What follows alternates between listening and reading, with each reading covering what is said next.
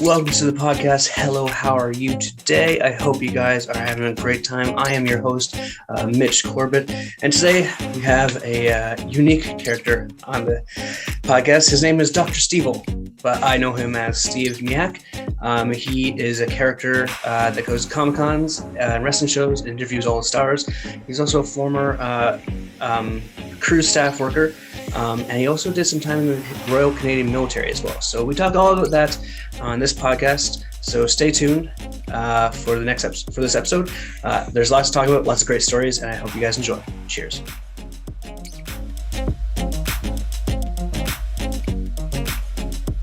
So I'm here with Steve Zmijak, right? Did I pronounce that right? Steve Zmijak. Yeah. Zmijak. It's me, Jack Zmijak.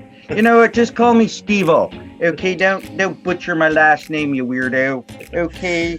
So let's talk about it. You've created this whole Steve character, and I've seen you at wrestling shows, Comic-Cons, and like it seems that like with the character, people just warm up to you instantly. What has that experience been like for you to actually get to meet so many people, wrestlers, celebrities that just kind of ingratiate themselves towards the Steve character? And how have you made that work? I just started doing the Dr.Evil, like, and I could talk like Dr.Evil because I couldn't do any other impressions. I really sucked at it, really. So when I finally got a costume, I put it on, and it is done for Halloween. I went to a Comic-Con and I was kind of like afraid, like I didn't want people to laugh at me, make fun of me. I'm Dr.Evil.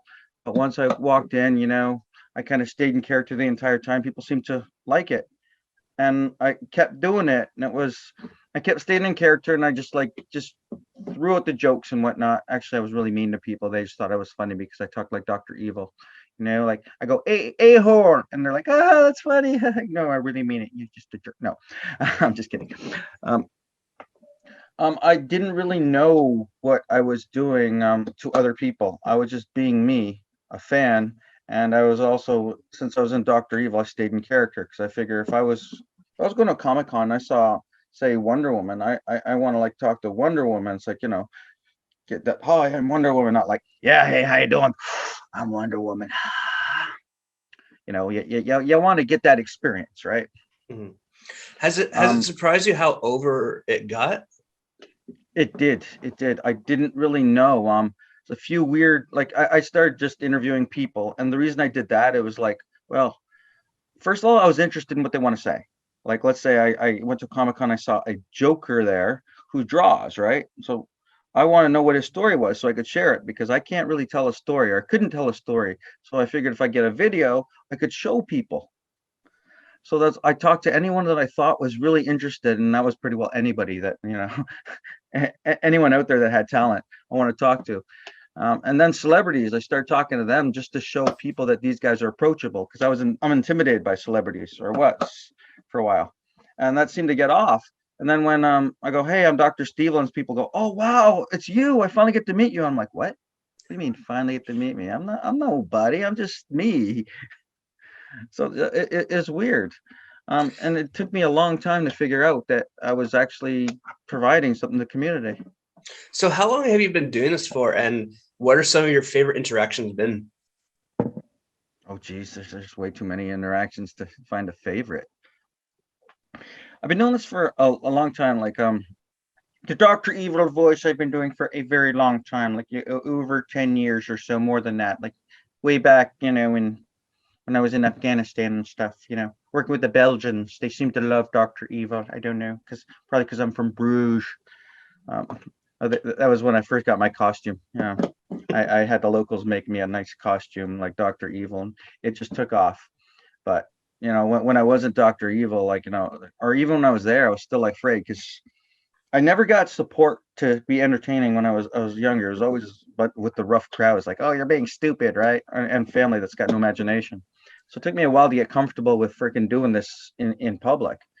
I mean, before I would sneak into Comic-Con and then change. But then I was like, I'm just riding the bus later on a few years later, and people looking at me like, that guy looks familiar. And I just look up and go, and then they start laughing, and it's great. So like you mentioned how like you just briefly about your family, how like You were kind of shy, you couldn't really do around him. How has playing this character helped you kind of like grow as like an adult, I guess? Um, I've traveled the world and did all that stuff as Steve, but coming as Dr.Stevil, I just went and talked to anybody. I had no problem because let's just say it was this guy walking up to some like say good looking girl, like, dressed in skimpy outfit and making a comment. And they just like, oh my God, they take the mace out and, like, spray my eyes with freaking pepper spray and shit. I mean, but his doctor was like, yo, hey, that looks pretty cool. Wow. Yeah, the doc's really, yeah. And people loved it. So I could say anything to people. I wasn't a perf though, but, I would just like, be funny in my own way. As Dr. Evil, everything was pretty cool and funny. And people loved it because they loved to hear the voice. And that I met tons and tons of people that way, and we seem to gravitate. And I look forward to seeing them. They claim they look forward to seeing me, which was weird. They go, "It's not a Comic-Con without Dr. Steve." I'm like, "Oh, really? Okay, thank you, yay." Now, this might be a weird question for you. Dr. Stevil is a bad guy. Bad guys are notorious for picking up the ladies. Does Dr. Stevil have any groupies or anything? I had some groupies. Yeah. I think I did. I don't know. I'm too dumb. I'm too busy being evil to worry about, the physical aspect of, females. I mean, just take up your time when you're trying to take over the world. Yeah, unless it's your was number 3 from the movies, I think it was. Oh, Frau, yeah. Frau. She's a hot one, yeah. I honestly don't kind of think. Pardon? I met the actress and she was not happy to meet the doctor. Oh no. Oh, that's a shame. She kind of wanted to meet. No, seriously. She was I first met her. It was like, she comes over to one of the cons that they had Mindy Sterling, right? So they said, let's call Dr.Stevil up because they heard about me, right? So they flew me all the way up to this place. And the first night we met the actor and she goes, how you doing? I go, great, now that I met you.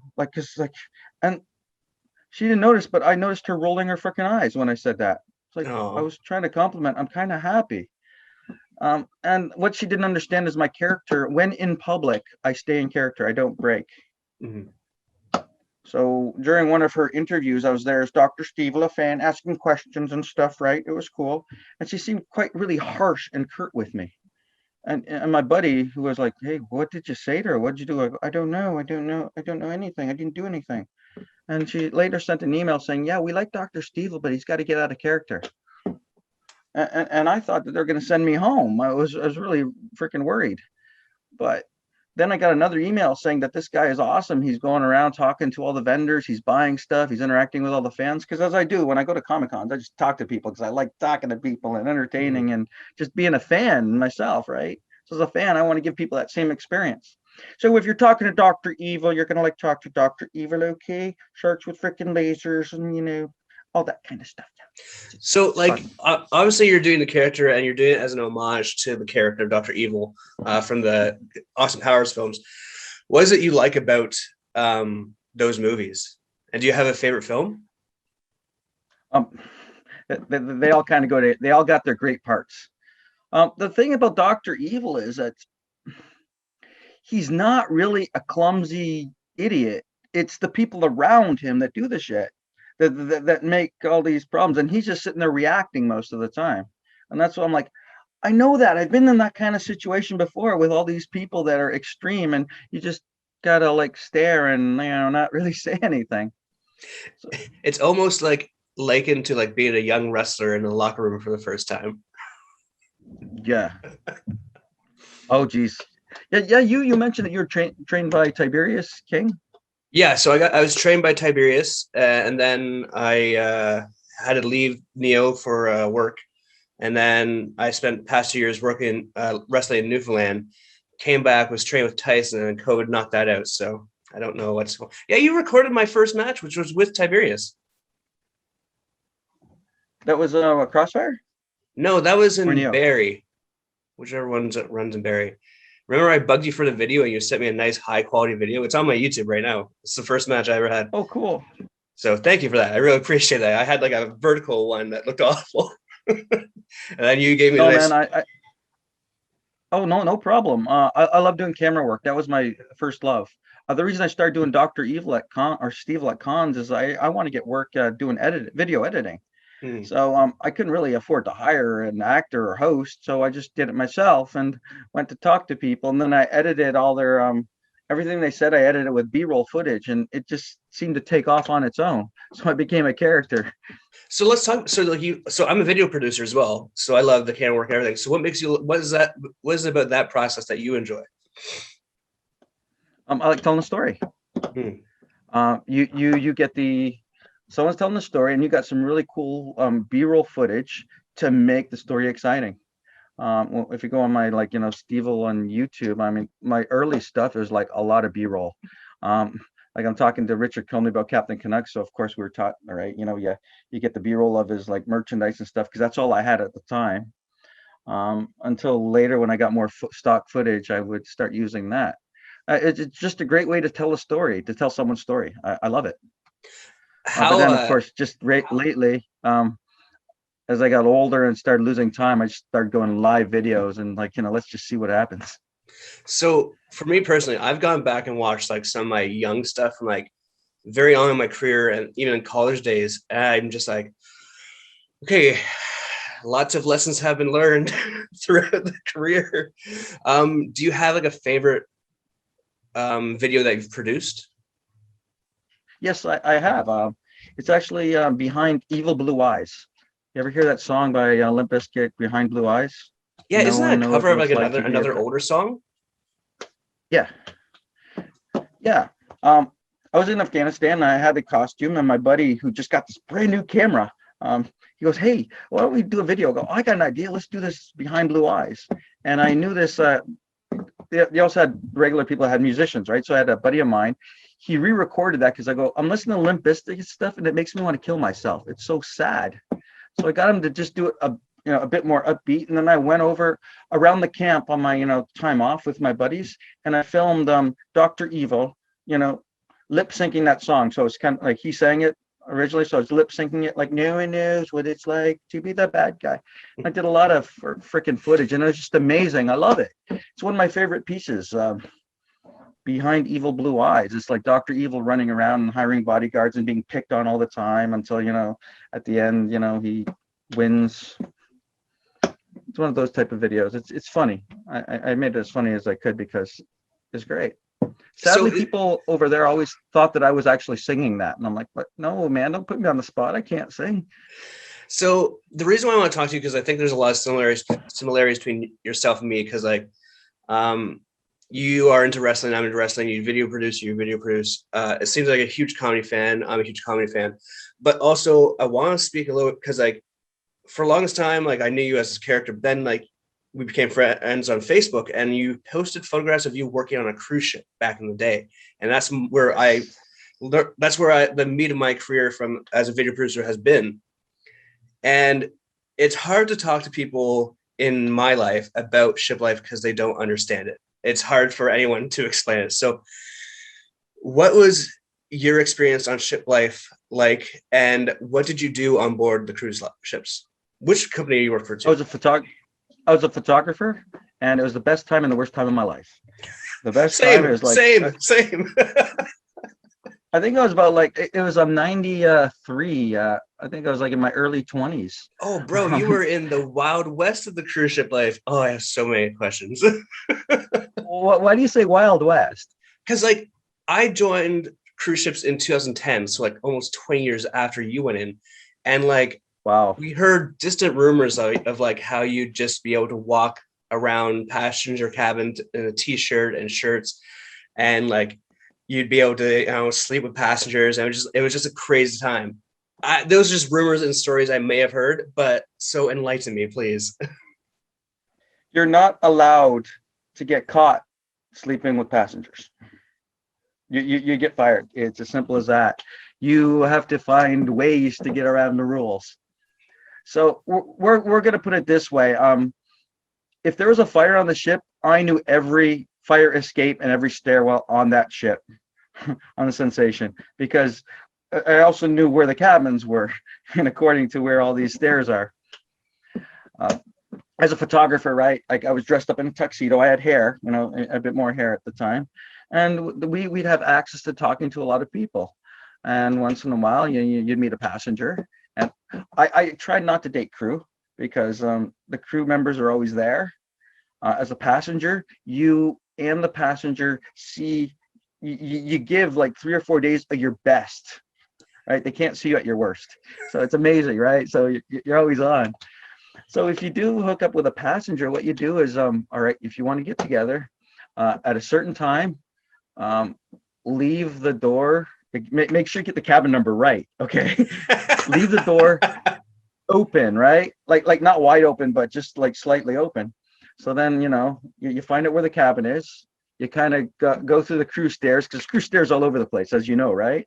Because the people, the crew members got to get here and there, no matter what jobs they are, like the cleaners and all this other stuff, and room service. So you find out the closest stairway, you go over there, you look around, make sure there's no security or crew members walking by. So you just like, as a crew member, like I wasn't, sorry, staff member, I'm allowed to walk through halls, right? But just not to anyone's room. So you make sure no one else is a crew's around, and then you kind of look around, and boom, you slip into the room. So it's insane to me because like I was a video producer, which we worked in the photo department. So there's another coincidence and sort of thing. So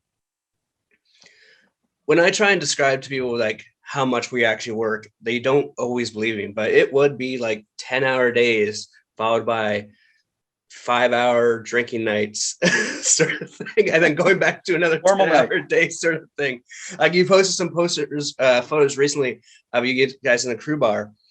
I mean, it's one of the greatest experiences of your life, but I mean, like, has your liver ever fully recovered from that experience?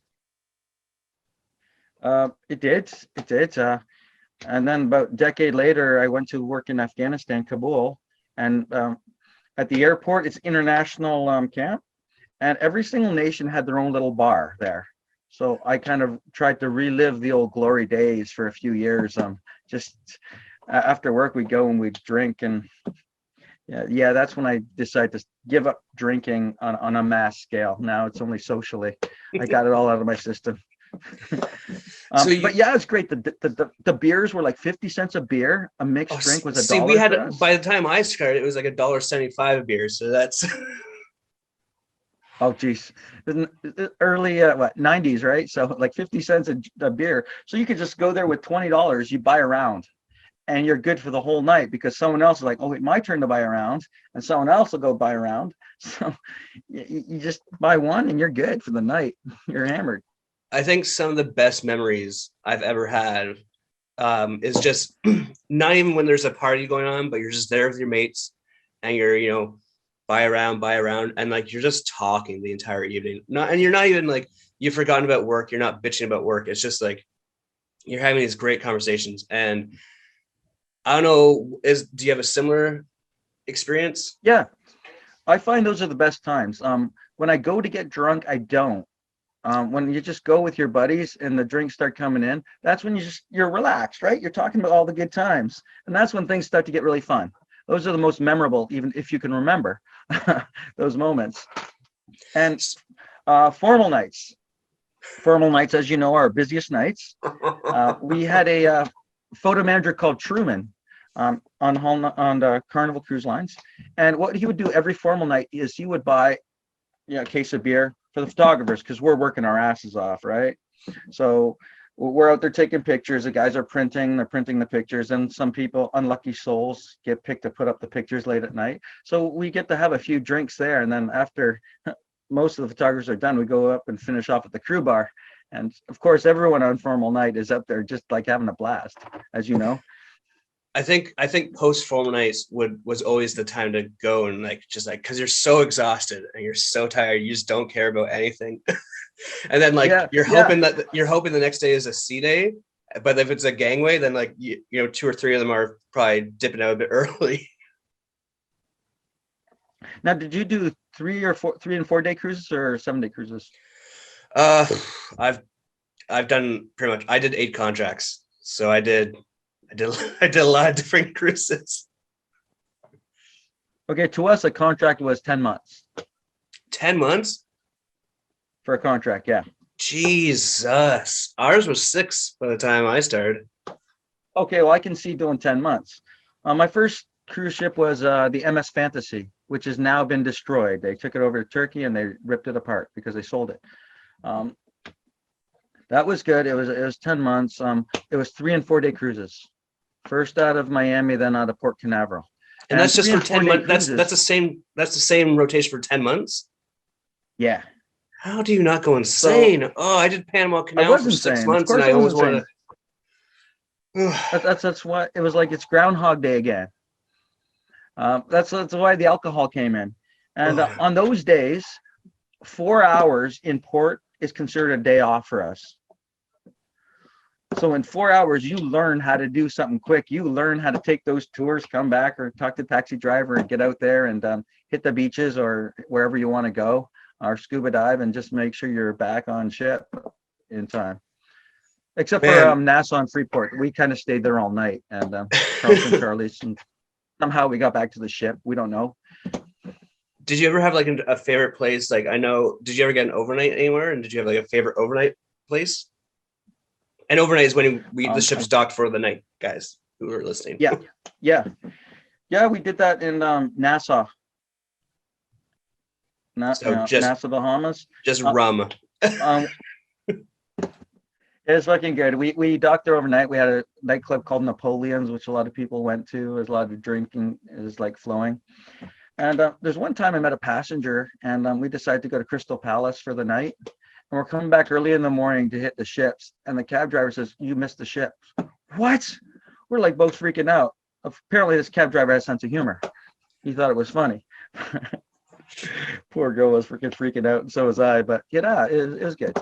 So I'm going to tell this story. I'm also going to repeat the story to another guest because I'm going to having Kristen Green on in a few weeks. And she's a former cruise ship employee as well. But my wife and I were living in Newfoundland, and Princess Cruises docks in St. John's. And we were driving there because we had friends on the ship. And I'm retired from ship life. I'm driving in and I'm like, I think I might have minor PTSD from ship life because I was getting nervous as I was driving up to it. I was like checking the clock. I'm like, oh, we got to get you back on board. Oh, wait, what am I doing? Yeah, you do. It took me a while to get rid of my hatred for Carnival. But there are very few instances where you retire from ship life and it's like a good retirement. I know a few people, photographers, have gone on for like 8 years and stuff doing this stuff or more, which is good. More power to them. I did Carnival for a couple of years. When I came back from my second contract, they put me on the Sensation for 6 weeks, which was a fantastic run. Like on we went to San Juan, Puerto Rico was one of our ports. We did both sides of the Caribbean, which is great. And then after that 6 weeks, they flew me over to Finland to bring out a brand new ship called the Fascination. So the flight there was fantastic. The photographers and one of the Filipino bands, we took over the first class section, which was kind of on top. And we emptied their beer supply, their alcohol supply, totally. And the rest of the crew that was going over the casino and whatever, they were in the regular section. They were like kind of like whipped into being nice and quiet and only allowed one drink and whatnot. But we were treated like freaking gold and spent a couple days in Finland. And then we took the ship over with no passengers for a week, coming across the Atlantic, which was really nice. And then after that, we were just showing the ship off, first out of New York. Then we hit St. John and St. John's, both Halifax and Nova Scotia. I'm not sure which city belongs to which one of those. So St. John would be so there's St. John's in Newfoundland. St. John is in New Brunswick, and I think there's another St. John's in Halifax. I'm not sure. Yes, we hit both of those. Okay. It was confusing, but it was fun. We got to see the eastern part of Canada, or at least a little bit. That was decent. Boston, New York. Boston was regular. That New England run of New York, Boston, Maine, St. John's. Like that's actually one of my favorite runs. It's a very limited run when you go because they only do it for the fall season, but it's very cool in the fall, especially all the tree colors changing. It was beautiful. Oh, we got that tree color here happening all the time. That's nothing cool for me. For me, it was like the history of the American of the U.S. I was all excited about that, doing the Liberty Bell and all these other cool places. Yeah, I got to go to Fenway Park, and that was like a huge thing for me because I'm a big baseball fan. We saw pictures of it from the outside. So well, I had one of these. Sorry, in Boston, I had one photo manager, Jorge. He was obviously from Colombia or something, right? And he's seen action movies of people on subways where they jump from one car to another. And I'm in Canada. I don't do that shit. And we're on the subway, we're traveling. He's all excited. He opens the door. I go, "What are you doing?" "Oh no, I see this in movies all the time. I'm just gonna like, Jorge, don't do it." Next thing you know, that freaking we go around a curve, right? Dude. I don't know, that could have been disastrous, but it was kind of funny still. I thought you were gonna end with Jorge's dead now. No, he's not. Good thing. He was good to me.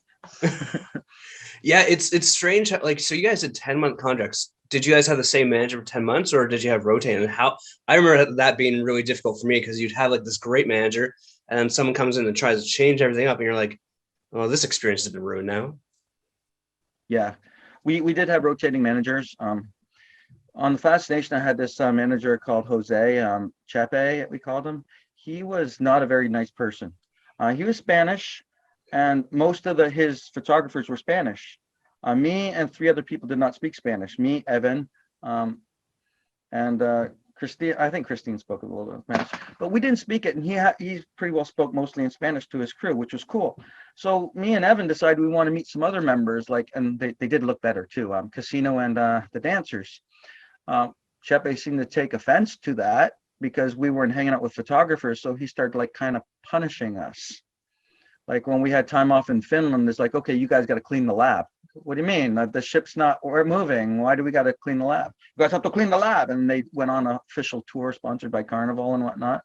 So we kind of got hit that way. So I really disliked the man a lot. Mm-hmm. And I was really sick of Ship Life until we got his replacement, which was a fantastic manager, but I was still jaded kind of. But yeah, from bad managers to good managers, it makes a total difference. How did Ship Life kind of like, because you did it when you were so you said 23, like, man, that's a very like young age and very like influential age to be, because I did it at 21 and I feel like I got spoiled with all this experience. But like I grew so much so quickly. Yeah, totally. As a photographer, we kind of ran the ship when I was on Fantasy. When I say ran the ship, is because we took pictures, right? Not everybody had cell phones, right, at that time. So we took pictures of a lot of people and crew members. We would take pictures of crew, and they'd be on sale in the crew bar later on, and they really loved it. So we got a lot of free room service. We kind of bribed security here and there. We bribed these guys, and we kind of got away with almost anything we can, as long as it was like within reason. Kind of mostly securities would look the other way if I kind of slipped into a cabin, that kind of stuff. So like you were working with film back in the day then, right? Yeah. How long did it take to develop all those fulminant pictures? It didn't take too long. We had the dark room, right? You go in, we got a couple of these canisters where we'd go in the dark room, we roll it all in, of course. And then we start putting the chemicals and we shake it around like,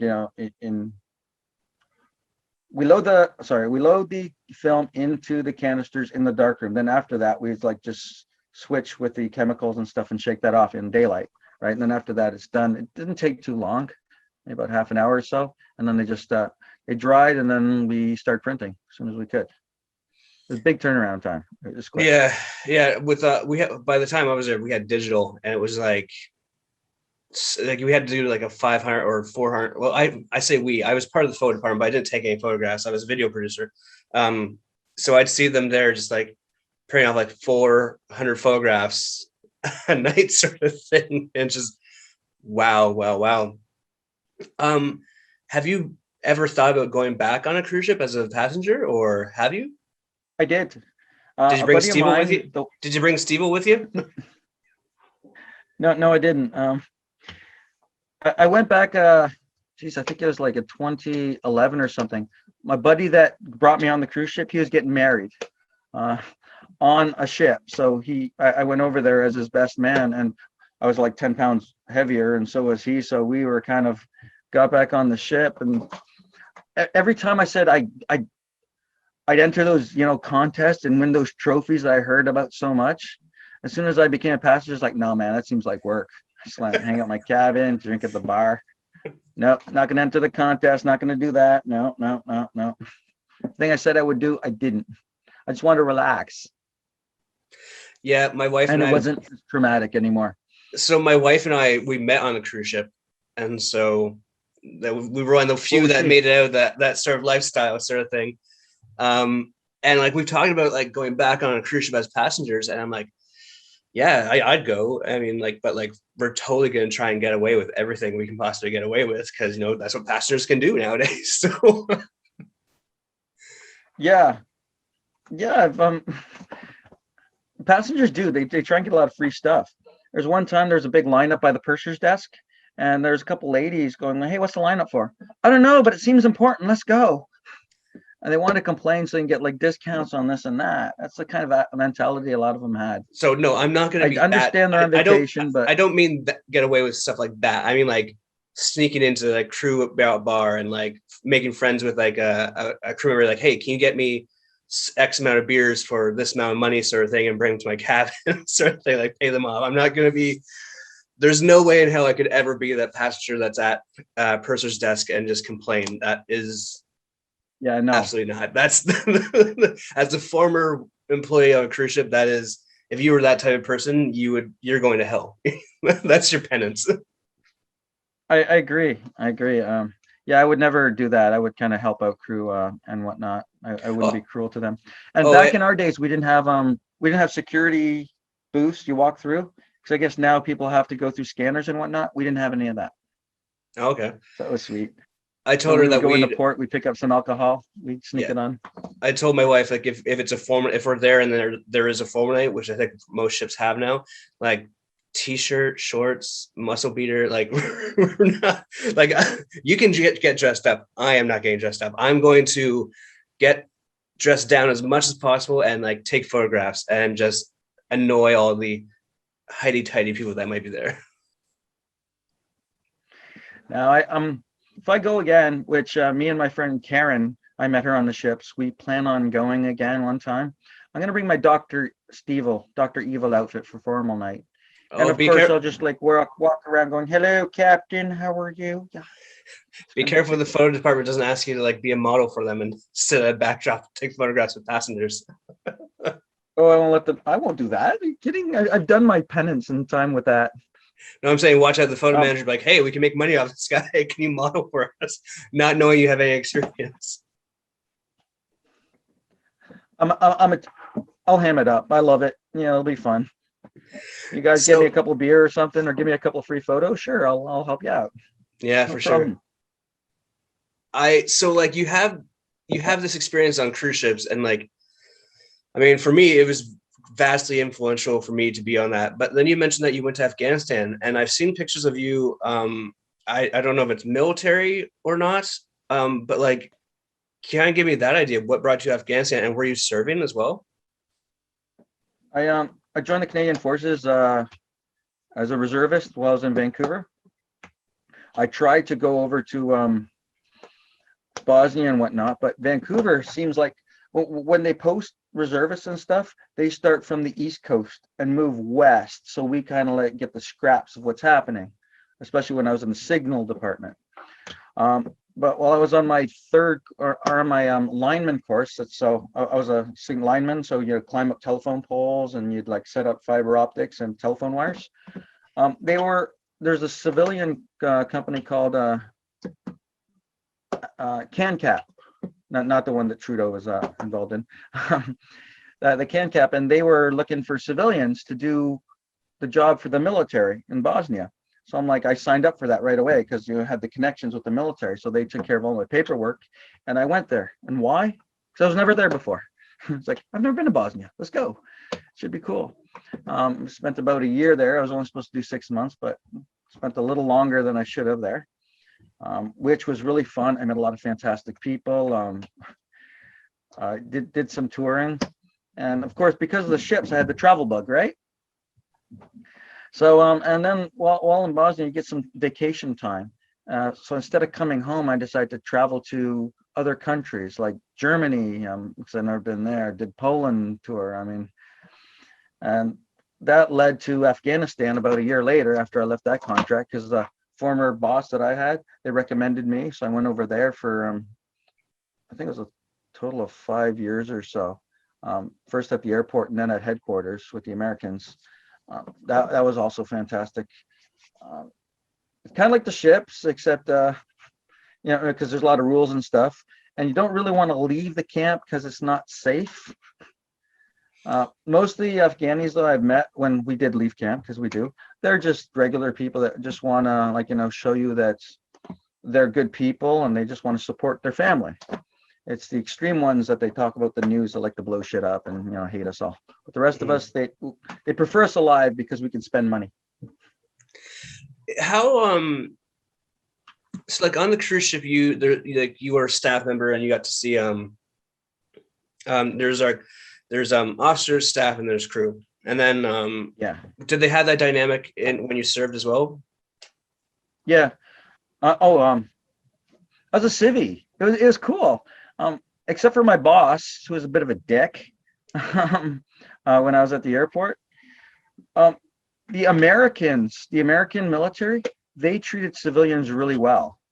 I had generals and colonels calling me sir, which was like, it blew me away because, I was like freaking a corporal when I left the Canadian military. And the best thing about Bosnia is I didn't have to salute or shave. And the civvies were just civvies, but the Americans, they're used to civilians being there, so they treat us with great respect.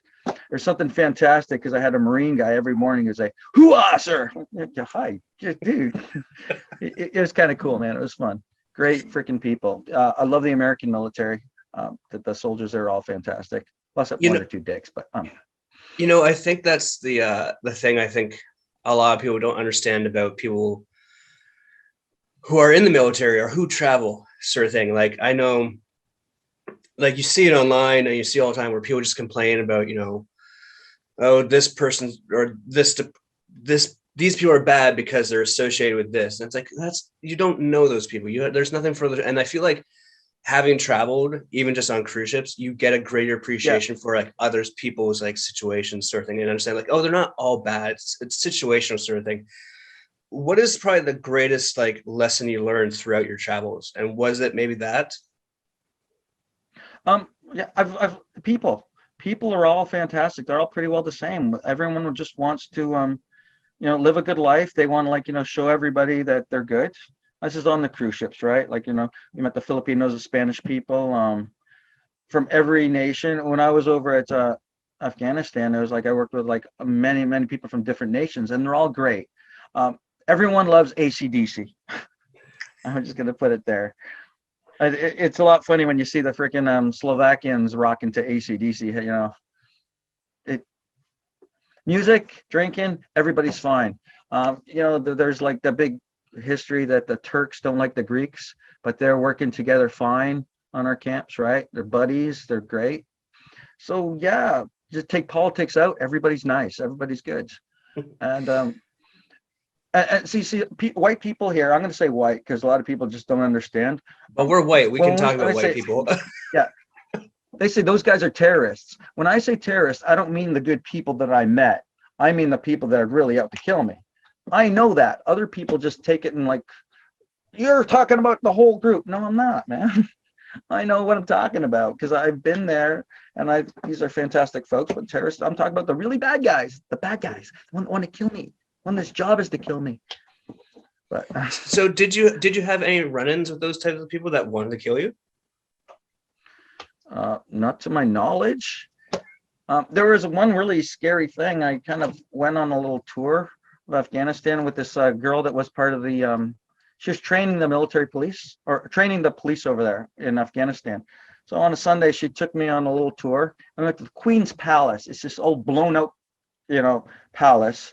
No one's living there. It was blown out during the original war with the Russians. and the Afghanis set up a camp there. So she had to stay in the car because she was worried about Taliban or someone sabotaging the car. So I just kind of went up a walk up the hill, took a lot of pictures. There's a guy in the tower. I waved to him. He waves back. So I'm like, everything's cool. So I'm walking down, took my pictures, get to the car. As we're driving, suddenly this car pulls up in front of us, stops, and we get out.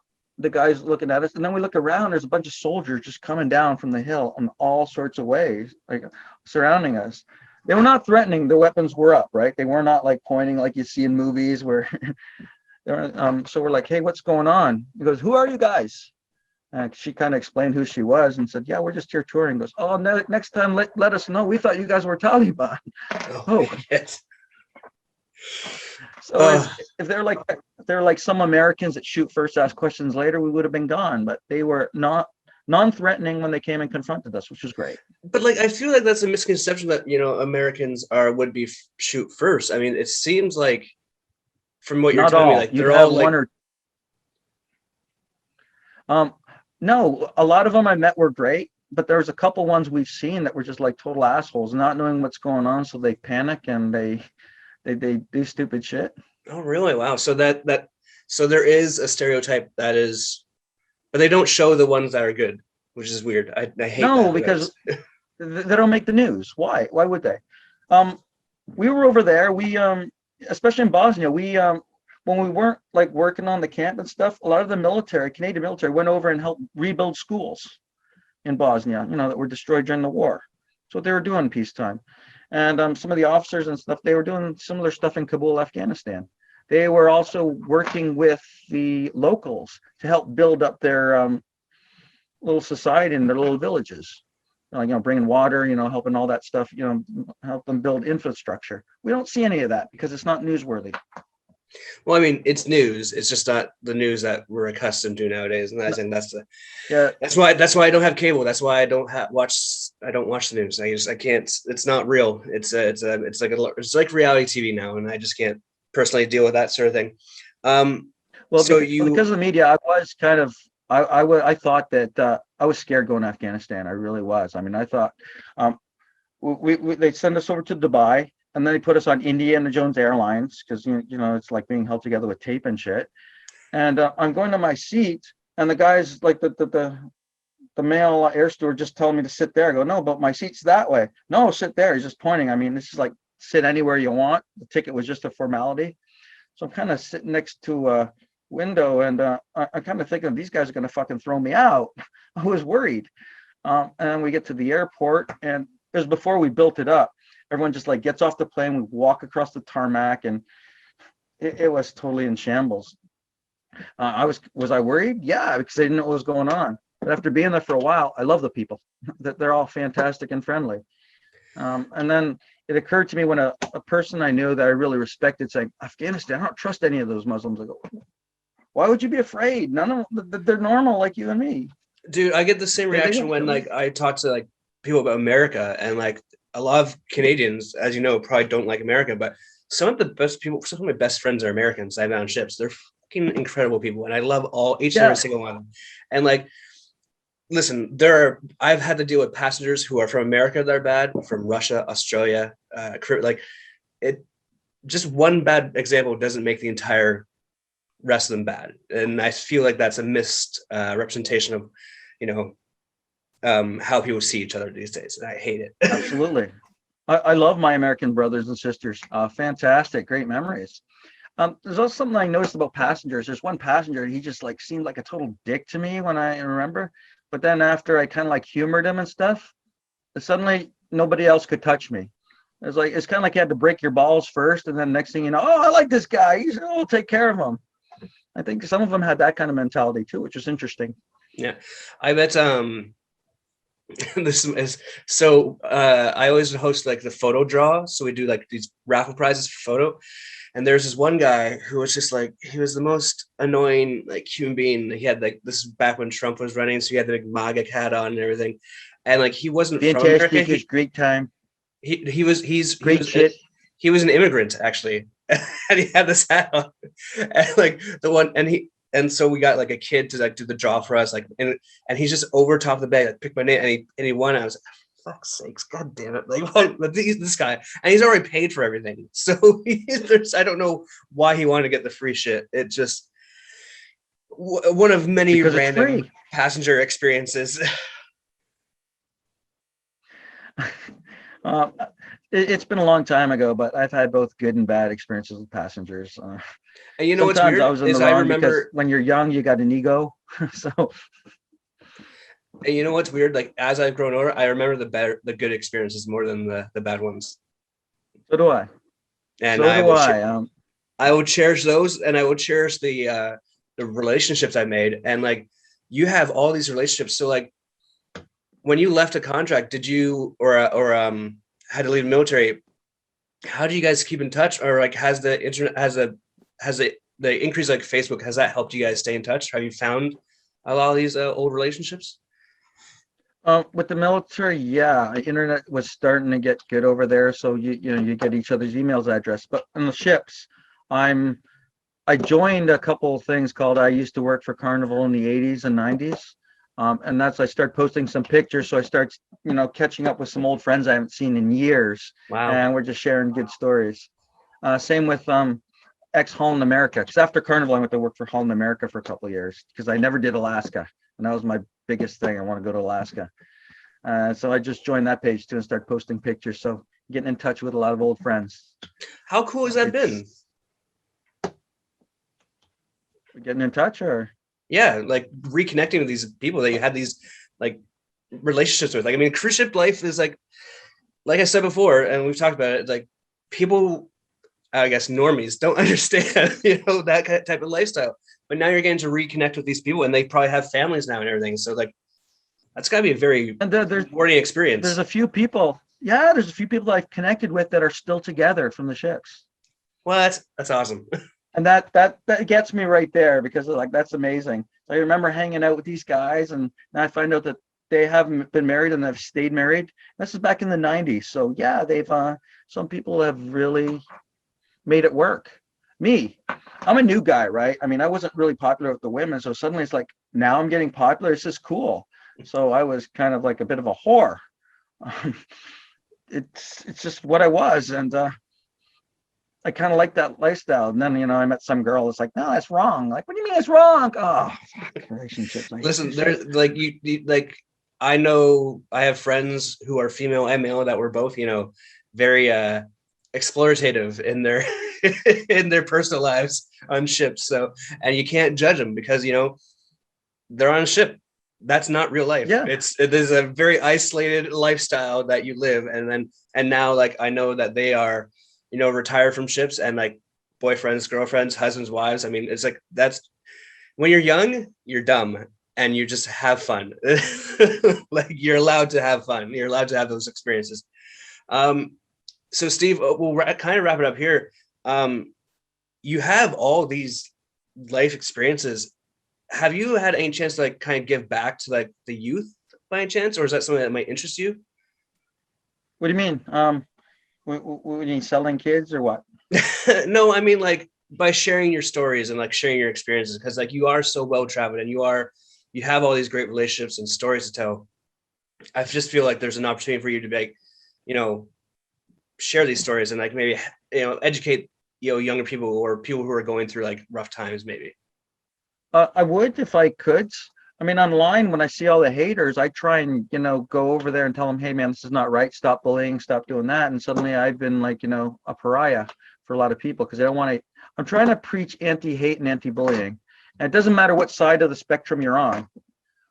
Let's say someone dislikes a certain group of people, right? I'm not for that. I think that's terrible.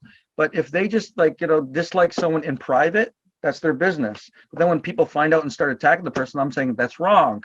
If he does something, attack him. If he doesn't, leave him alone. And then I've been called terrible things because I don't like bullying on any spectrum, that sort of thing, right? It's like, sure, I won't hang out with this person, but it's not nice to go and try and destroy someone's job and livelihood. Because of that, I've lost a lot of people who friended me because I was freaking Dr. Evil and freaking funny. And I'm also trying to tell people, no, that's not how things are, because I've been all over the world and everybody's nice. And so the people in a certain age don't listen. So Yeah. maybe I just really bad at telling stories or trying to get my point across. It's just most likely it.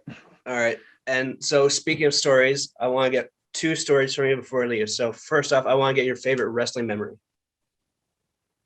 Geez, dude, there's so many. I mean, in the ring, Ted DiBiase kind of threw me, put the sleeper on me, and for one of the matches because I interrupted. My best Ric Flair story didn't involve Ric Flair. He was at a Comic-Con, and I was going to a panel which he was going to appear in, and I could still do the woo thing. So before I got to the room, I went, woo! As soon as I got there, everybody's sitting at the table, going. And I saw me, I was like, oh, fuck. And the girl I was with, she's like, don't sit next to me. Get away from me. I told Ric Flair that, and he was kind of funny because I was but one of the favorite ones was Dan the Beast Severn. So for those who don't know, Dan Severn is a former UFC champion, NWA champion, all around like legit like fighter and wrestler.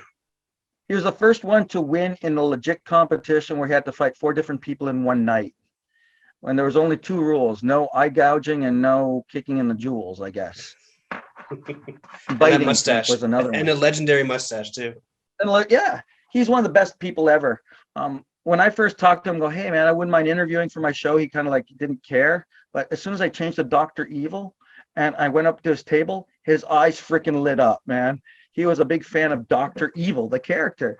So when I did an interview with him, it went 10 minutes, but because he was so well spoken, it felt like it was only 2 minutes. We were talking about his career and all this stuff.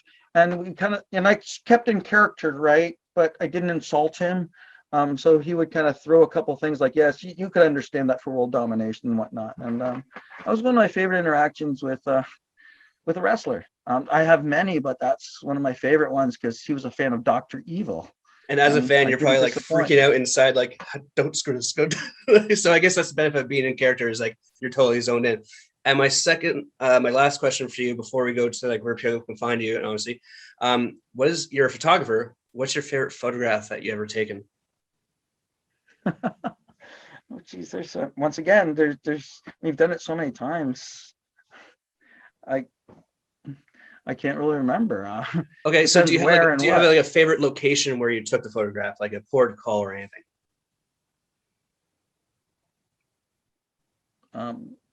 I think one of the favorite things I've done at this point in time, off the top of my head, I'm sorry. I was doing a Kon-Tiki tour in Egypt, and a lot of people were trying to figure out how to get a picture of them with the with the pyramids in the background.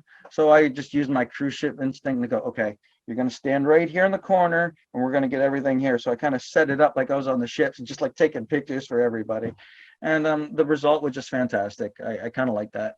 I was happy to share a little bit, give back to some of the people, like, what I've learned. And that's why there's so many pictures you see me posting, because I was a former photographer, right? And yeah, and please keep them posting them, because I really enjoy seeing all those things. Like I remember, I don't know who posted it. It might have been Bob Evans, and someone sent him photographs of they took that were from WrestleMania 3, and they're all full film photographs from like fans' perspective. And I was like, this is history. This is so cool. I love that sort of thing. So keep on posting. I love what you post. Man, I feel like we'd talk for hours. I mean, there's so many stories that we could compare. We haven't even begun, man. I know. We might have to do another episode. What ships did you work on? So I worked on Princess Cruises. So I did. Okay. God, I did 2. So I took a 2-year break, and then I came back. And so they all but I did the Grand, the Dawn, the Dirty Dawn. That was my favorite contract. That was the most debauchery I've ever had. And that was like Australia, New Zealand sort of run. Caribbean, and then what else was it? I forget the 4th one. And then I came back. It was Royal Regal, Caribbean again, and I think another one, but they all kind of blend together, and like it was that second run where I met my wife, so that's what got me out of it. Otherwise, I might still be doing it. Yeah, I kind of left too soon, maybe just because I got sick of it for a while. 3 ships with Carnival. It was actually 4 ships with Carnival. I forgot about the Jubilee. I did fantasy for 10 months. I met a sweet, beautiful girl there, and I thought she was the one, but then I chose adventure. Well, we've been doing this 3 and 4 day cruise for so long. I want to do something different. I want to see new ports. So I chose adventure. That's on me. And life has gone on.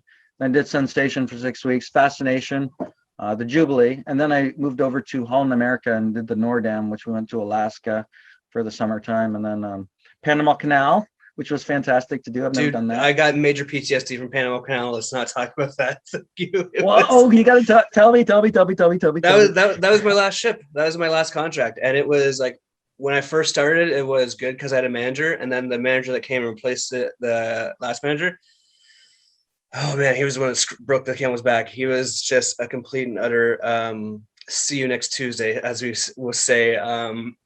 Yeah. Just completely changed everything and ruined the experience. And that run was like, it was 6 months of like Panama Canal, and like as a video producer, you're going to onshore, offshore, and like filming everything. And like the best video I ever did was I made a full-fledged documentary on the Panama Canal experience, and it's like the best work I feel like I may have done to this date. But like, I was just done after that contract. That was the one. There was issues between me and the manager. We went to HR, all this bullshit, and I was like, I'm done after this one. I put my notice in. It's like fucking done. Fair enough. Speaking of video, when I went to Jubilee for a few weeks or for a month or so, I took over the voyage video there. And nobody, like when I took over, none of the dancers, which were paid to go and interview people, were interested in doing it, because I'm not sure what happened before I got there. So I'm like, okay, I took my other guy that was working with me. I'll interview people. So I freaking went out to port. I went to all these parties. I walked into the water with my microphone, taking pictures. I'm on a trampoline interviewing people when they're in the things. I'm at wherever people are. And not many people watched, bought the videos, but people are watching it all the time and going, hey, I know you, you're on that video.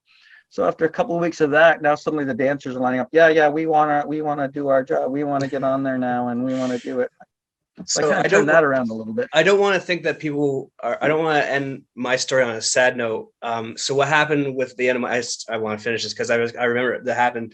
So I finished wrapping up my contract, and I emailed the CEO because I was a senior. I had access to it, so I emailed the CEO.